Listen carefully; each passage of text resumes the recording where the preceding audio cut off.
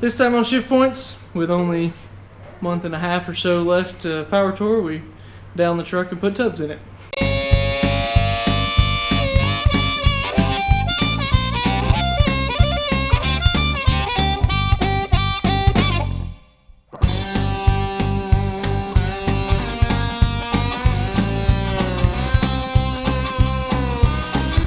Alright, so we are back working on our 55 truck to get it ready for power tour.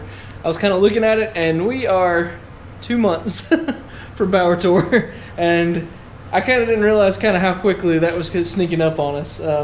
We've pretty much got the 66 truck wrapped up. You guys will have seen a few videos probably by this point of us working on that thing. That was on a little bit of a schedule, so we got that pretty much taken care of at this point. A few little parts and pieces we got to do to it.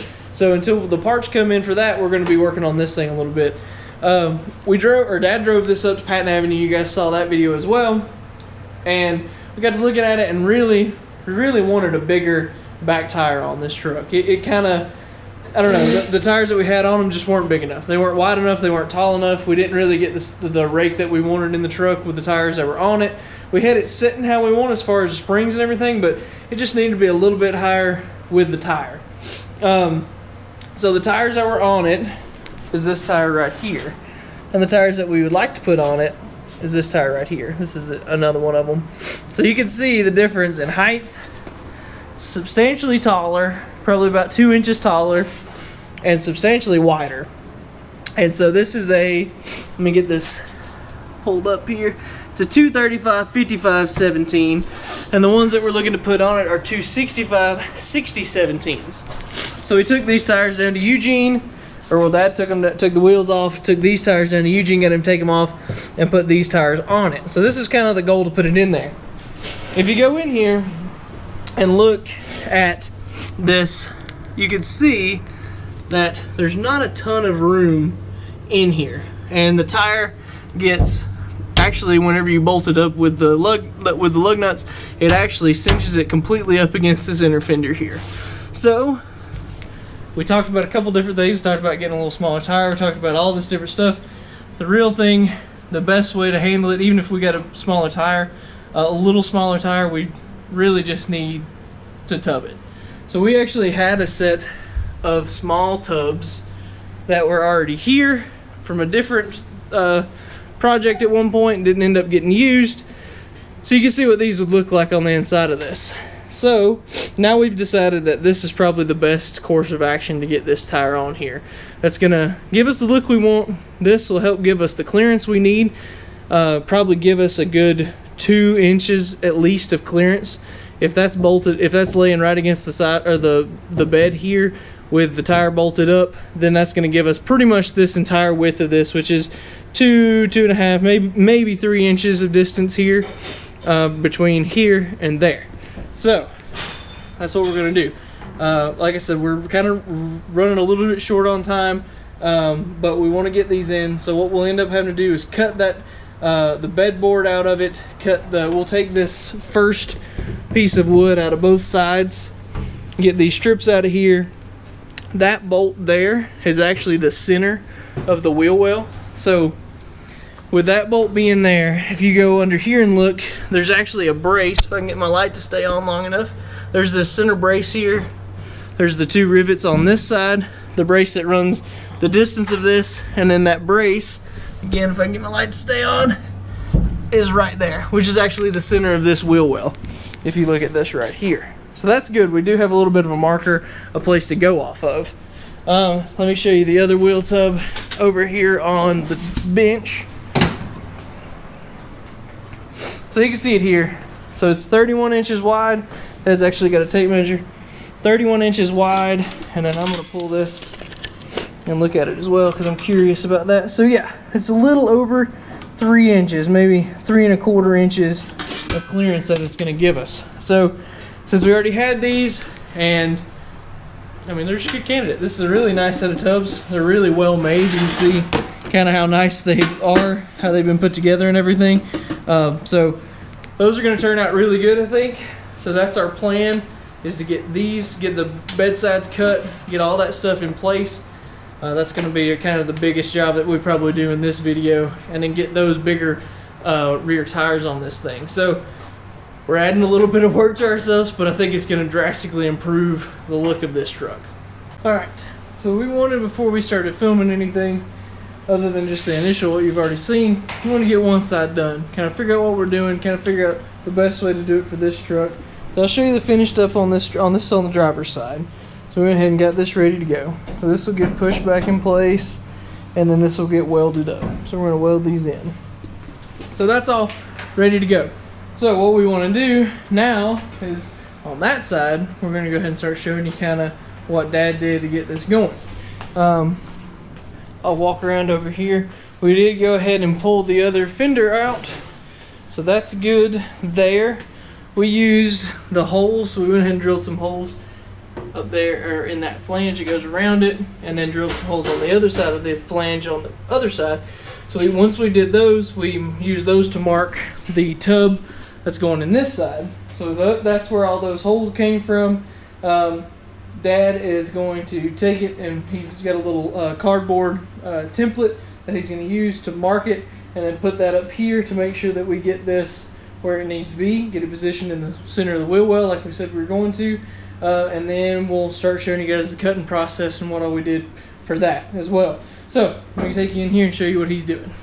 So the first thing that's really kind of important to give yourself, I think I showed this on the first one, we've got that. Is just giving ourselves the center line here. This hole here we know we're in the center. Hole there. So in this hole here we know we're in the center, so that we know where that's at. Mark us the center line so that we know where that's at. Itself. We have a piece of cardstock, cardboard, whatever you want to call it. First thing we did, took the Sharpie, marked this outside edge of the tub here. Then we took a small Sharpie and then marked the inside of it. So that gives us this right here. So we know that's the width that needs to be cut on the bedside. So now we'll take some scissors and cut this out, and that gives us a nice template to put up onto the bedside, so that we know where we need to cut the bed itself. Then at this point, we brought the tub in here to the inside of the bed, got it lined up with that hole. I know it's not probably exactly right with the video camera. And then we marked right here on the inside of this notch so that we knew what the inner side needed to be cut at. We did that on both sides. And then once we've done that, Dad will take a Ziz wheel and plunge cut this in these two spots right here, here, and here. And that'll give us a cut out here on the outside that we can use to put our template up against, and then we don't have to crawl up in the bed or do anything crazy. You can do all your cutting from out here on the outside. Okay, so we've got our template up here. It's in place. We got it masking tape in place. So we use that plunge cut with the Ziz wheel to kind of get where we need to start on both sides of this, and then use the wood in the bed and the center line here in this hole to show where this needs to line up. So we get that put up in place, got this masking taped in place, marked it with a Sharpie. Now Dad's going to take an air saw here and go ahead and start cutting it.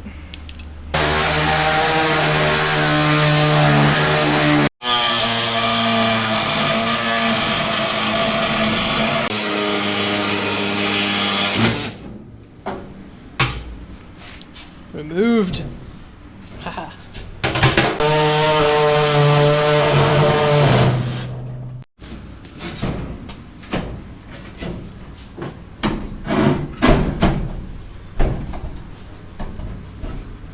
Take a little more out, it looks like. Really? Yeah, right here. Oh, is it? What's it? It's against? Yeah, it's hitting right up here.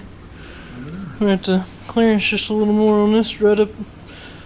Looks like it's just like right here. Right here. It's right here in the front. There's like a 4-inch section right here that it's hitting at. Looks like.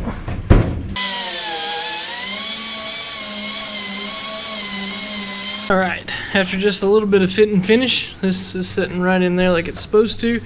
You want it to be a little snug, so it'll be kind of pushed up like that. But now all that's in place. the next thing that we'll do is we'll take a Sharpie and mark this wood, because this is exactly where we need it to go.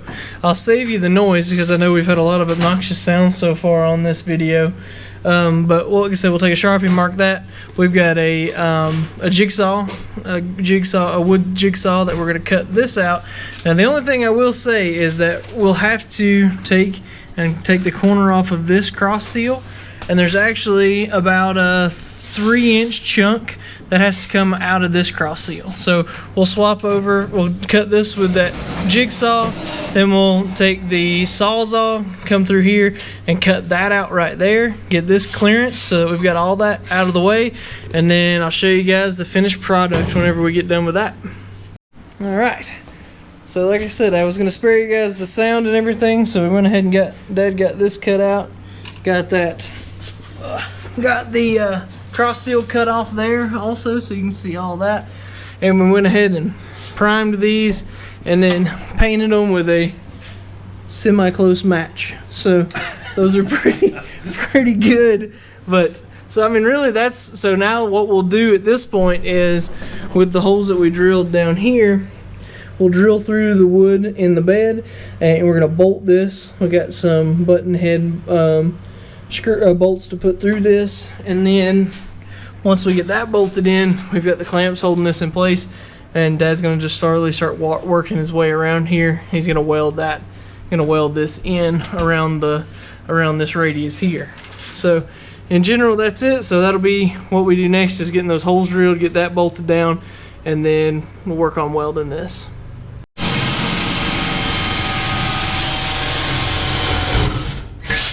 It hit it? Nope, maybe a little.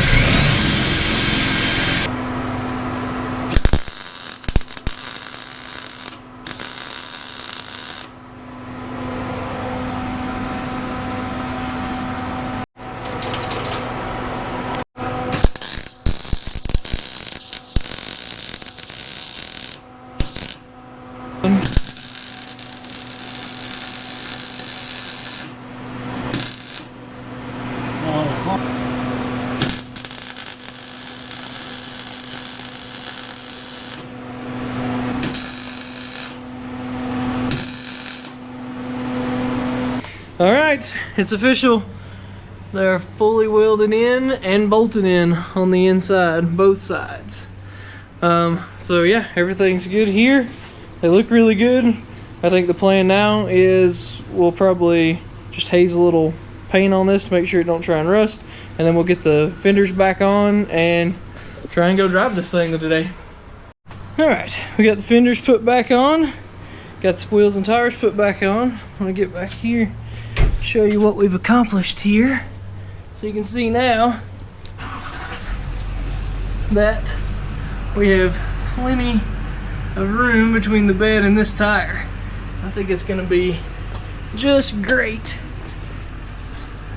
Go there as well, so you can see all that. And then show you guys inside shot here too, of both of them.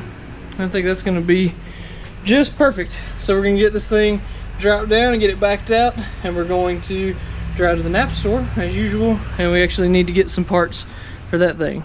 Put a water pump on it.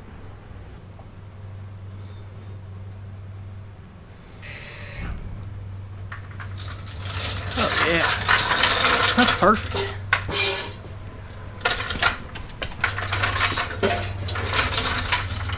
Substantially better.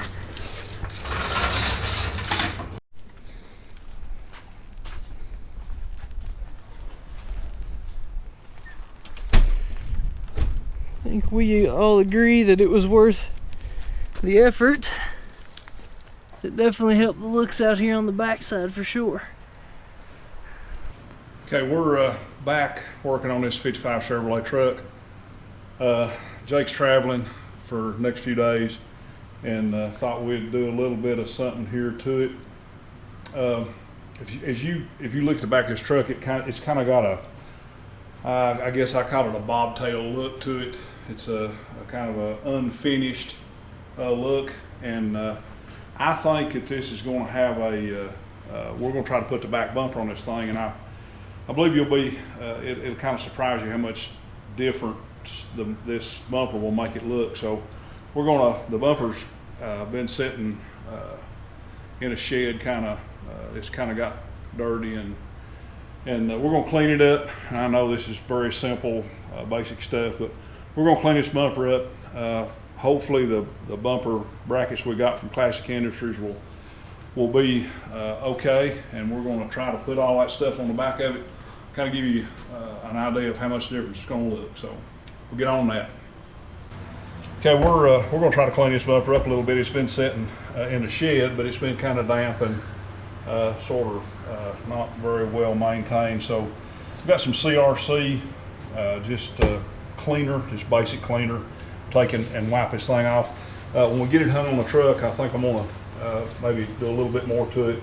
Try to run a Brillo pad on it. Brillo pad will do a lot about taking this some of this surface rust off it. The bumper's not by any means pristine, but it's not rusted through.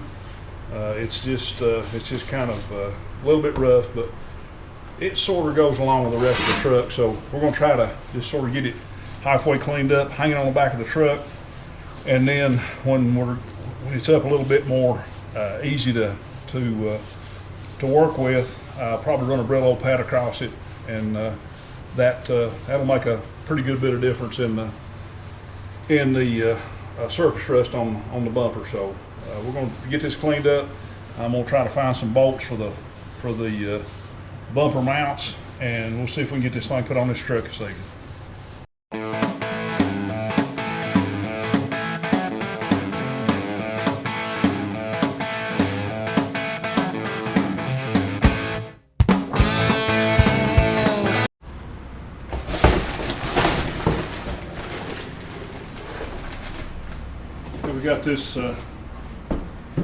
We got this bumper mounting kit from Classic Industries.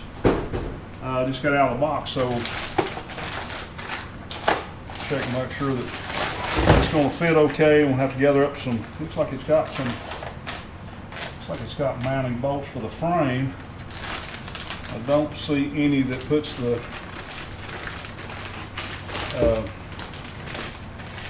mounting brackets to the bumper, but we'll see if we can gather all this up.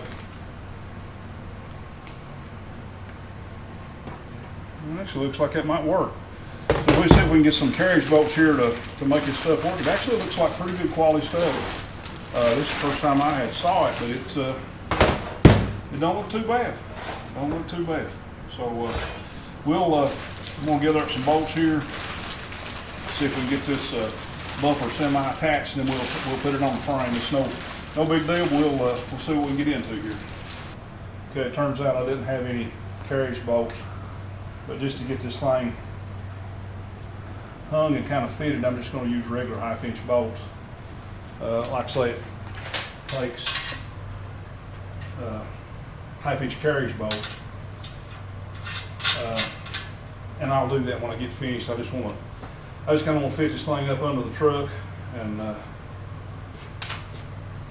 and for right now, and then we'll a little bit later off, we want to take it off and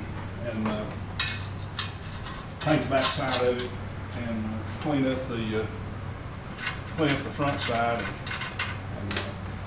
So we're going to do this right now, these regular 1/2 inch hex bolts right now. So we're going to get this tightened up, and then we'll stick it up on the truck and see how well it fits. It measures, according to the tape measure, it measures pretty close to being correct. So we'll see how this goes here.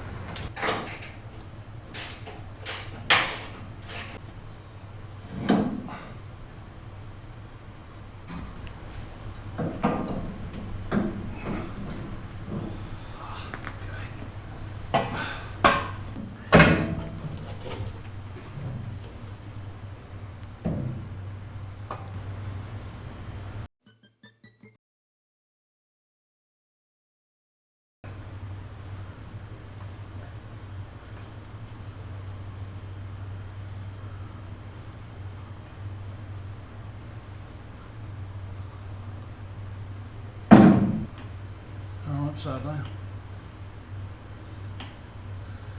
Upside down.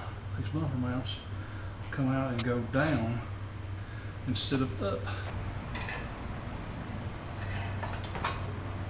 After a little trial and error, I figured out these are the correct way the bumper mounts go on. The bumper actually goes low. When it comes out of the frame, the bumper drops down low. So as you can see, the bumper's upside down right now. This the way they're on it now. The frame will be the highest point, and the bumper will drop down under that. So, like I say, it took a little bit of trial and error, but we got that straight now. So we'll get this put on and try to mount it on the truck. It gives you a little bit more of a finished look. It don't fit exactly like I thought it would. I hadn't put one of these bumpers on in a while, but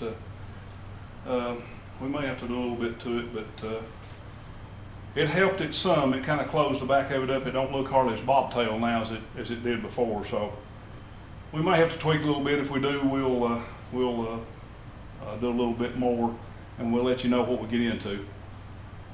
Well, you guys have seen it. I was out of town while I was gone. Mom and Dad got the rear bumper put on this thing. It really kind of changed the look of this truck a lot. It just kind of give it like a finished look, if you will. I don't know, just kind of wrapped everything up back here a little bit for me. I think it looks really nice. Something that we're gonna do is we're gonna hook up a vacuum gauge to this engine. We have had a few codes stripped, and we honestly just haven't had the time since I've been gone and everything to really kind of dig into it, maybe call PSI and see. PSI did program this computer whenever we bought the harness with them and everything, so we really just need to call them and ask them, kind of see what's going on, see what they think's happening. But we did want to put a vacuum gauge on it and just kind of check and see what's going on, what we're actually getting, just for reference. So Dad's got that. We're gonna hook that up. I think he's got it over here at least. Well, he didn't know he's over there. So we're gonna get that thing hooked up, just see what we've got. Just double check, make sure we don't have any vacuum leaks. I've got to look up and see exactly what we are looking to, what number we should be looking for. But we're going to do that right now, get that in, and then go ahead and take this thing out and drive it around a little bit, see if it kind of clear up, and then just go from there. So I don't know exactly what we've got going on. Potentially maybe some bad sensors or something, but I don't know. Let's drive it and go see what it does. So I got to looking at it. Looks like these engines should be running somewhere around 20 inches of mercury, give or take, depending on what condition you're in. We went ahead and got that hooked up into one of the ports, and we have the gauge itself here. I just have it hung here. That's run through the firewall from one of our holes there in the firewall up there and connected into the intake manifold. So I'm gonna go ahead and start this thing and see what we've got.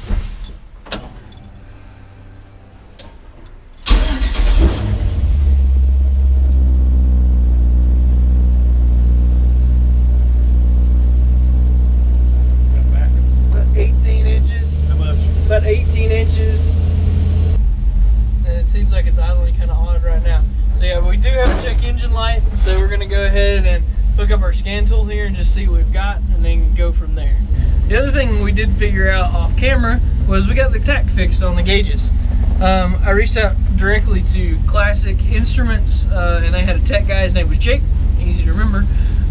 Talked to him, and I told him what I had going on. He said, "Have you set it to 4 cylinders instead of 8 cylinders?" I said, "Nope."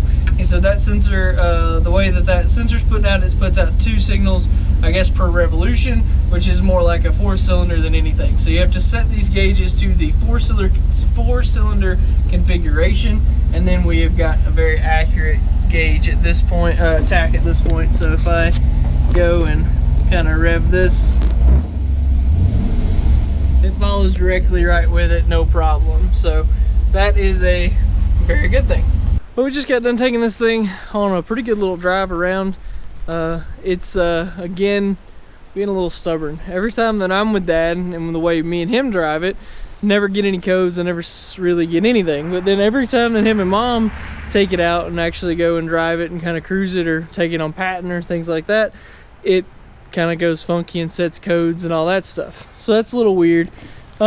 But we did want to show you this kind of from a distance, and from the side you can see kind of how much the bumper really kind of completed this. It doesn't really have that tail tucked look that it used to have. So yeah, so this really, from the side and from back here, really kind of completed it. Looks really nice.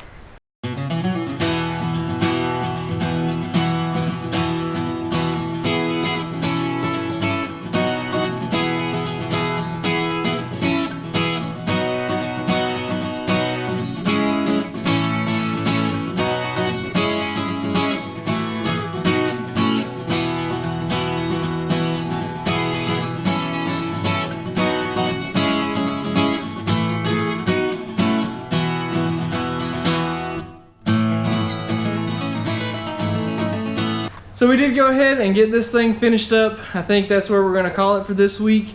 It's a couple of small tasks, and like I said, it was a kind of a medium-sized job to put the tubs in. Nothing too crazy, but you know, we're kind of counting down the days to Power Tour, so it's time to get this thing running, get it out and driving, get some miles on it, make sure everything's good, trying to figure out the tune and all that. So with a little bit of a finish work on the bumper, getting these tubs in, getting these nice new wheels on here, wheels and tires on here, I think that's really helped the truck a whole lot, looks wise. And so then on the next video, we're going to try and get this thing polished up, cleaned up, and then work on the tune a little bit, hopefully. So we'll see you guys next time. If you want to, go ahead and follow us on Instagram and Facebook, and make sure to click that button in the center that says subscribe when we get to the end. See you guys next time.